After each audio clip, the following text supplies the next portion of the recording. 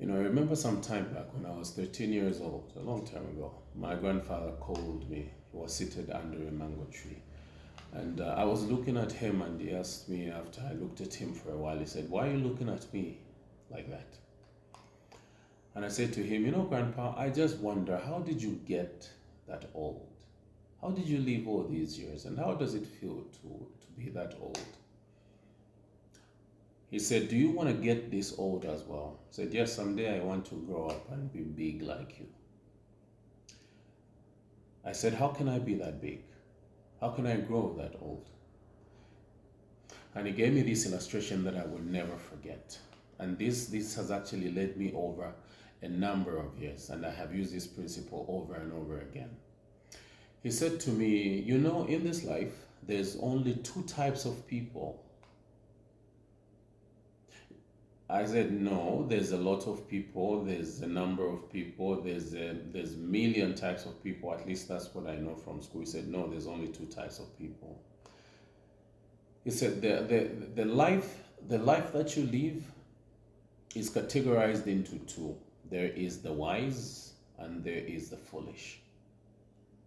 He said, as you grow up, you're only going to find yourself in these two categories, the wise and the foolish.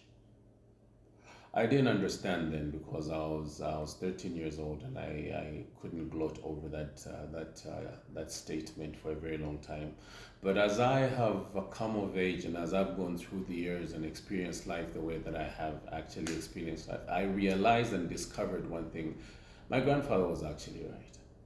There's only two categories in this life. There's the foolish ones and there's the wise ones. Now, the foolish ones are not necessarily the ones that are poor, don't have anything, don't know how to go about life, don't know how to acquire things, don't know how to live a certain kind of life, don't know how to dress a certain way, don't drive a certain kind of car, haven't been to school, are not educated. No, those are not the foolish ones I'm talking about. And also the wise ones that I am referring to are not the ones that understand life differently, own such property, drive such kind of cars, have been to school, have such kind of degrees, they're doctors, they're professors, and whatever it is that you can call them. They look like they have life figured out. Those are not the wise ones that I'm talking about, because as far as I'm concerned, there's a difference between wisdom and intelligence. But then again, that's another topic. I am talking about people that do not have foresight on the consequences of their actions. Those are the foolish ones. And the wise ones are the ones that understand the consequences of their actions before they do anything. Those are the wise ones. In life, those are the only two categories that there are. There are people who are foolish enough to do whatever it is that their heart tells them to do because they think it's the right thing and because they think everybody else is doing it. And the sad part that we have is that in this foolish category, a lot of people will give excuses and say, the other person is doing it. Look at that person that most people look up to. They're doing the same thing. Look at the other person that everyone is admiring on social media, anywhere else. This person has 5 million followers. This person has 2 million followers. This person is loved. This person is known by everyone. This is a role model to that one. And that's the person who does that. Who am I? Have you ever heard of people who talk to themselves like that? Have you ever heard of people who tell themselves, who am I to not do this if this person can do this? That person that you're referring to, regardless of what they have and their fame and whatever it is and what you think they have achieved in life, they're still in the foolish category. Why? Because regardless of what they have done and what they have achieved, they're foolish enough to not know the consequences of their actions. You know why? Because they think it can never happen to them. And so as time goes by, you discover that people are destroyed because of these so-called role models who they think have it figured out. So if they stepped out on their wife or they stepped out on their husband, then it must be okay, because these are the people who are role models, who set the standards. These are the benchmarks of our integrity. And because of that, people, especially young people, get messed up and get destroyed. Why? Because they're following these people and they're telling themselves these are the people that we look up as role models. Why? Because they drive certain cars. They they have certain fames, and people look at them because of how famous they are, what kind of music they have done, what kind of movies they have done, the kind of wealth they have acquired, and people presumptuously assume that these are the people that they're actually supposed to look up to, and yet most of these people are actually foolish. And that is how we have lived life. So you hear people talk about those things. I'm not the only one who's doing this. A lot of people have done this. Yes, a lot of people in the foolish category. So you can choose whether you want to be in that foolish category also, or you want to be in the otherwise category that I'm yet to talk about. The decision is entirely up to you.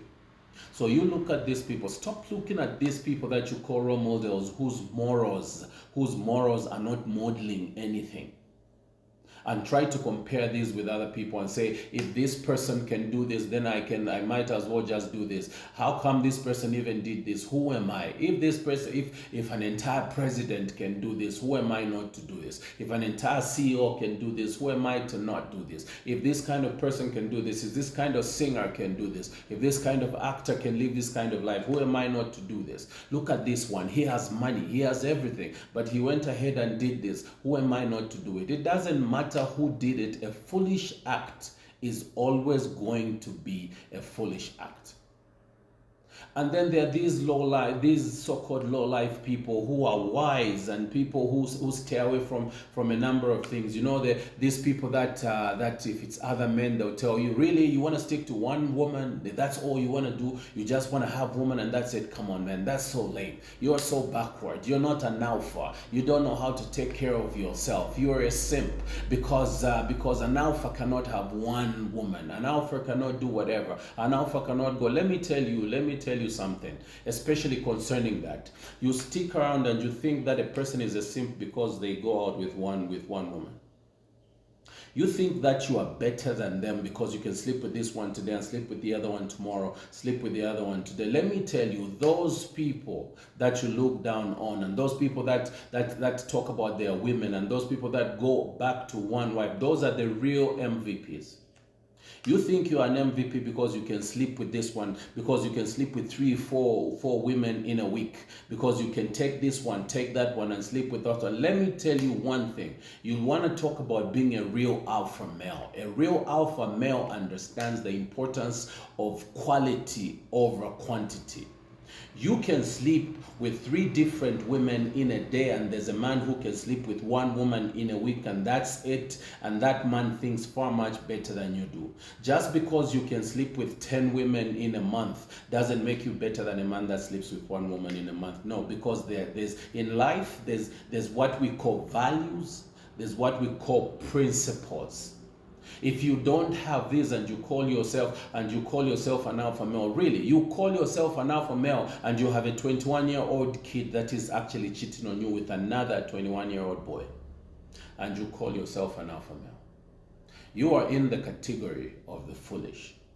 And then there's this category of the wise that understands the consequences of sleeping with this one and sleeping with this one and sleeping with this one and sleeping with this one, are the ones that will come around and try to steer your ship in the right direction. Why? Because that is something that you cannot do yourself. So there is nothing to be proud of just because you're living that kind of life and you feel bad about it. You are in the wise category, but because you have your girlfriends who are telling you all the time, hey, look, you need to be jacked up. Look at what this one is doing. Oh, look at what she's getting by sleeping with that married man. Look at what she's getting by sleeping with the CEO. She's seeing this person. Look at the way her life is. Look at the way she's living her life. Look at the things that she has. Look at where she can travel. Look at where she has gone because she has this man who's married, but this man is taking care of her. There's this man, and this man is doing this for her. There's this man. There's no one in this life that is living with only one man. And you get that and you shift from your wise category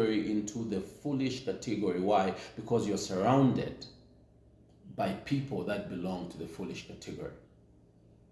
A wise category has fewer people than the foolish category does, because the foolish category is easy. It's easy for your morals to be destroyed. It's easy for you to do something that's going to stain your morals, but it's difficult to be principles, to have values, and to be a person that is called high value.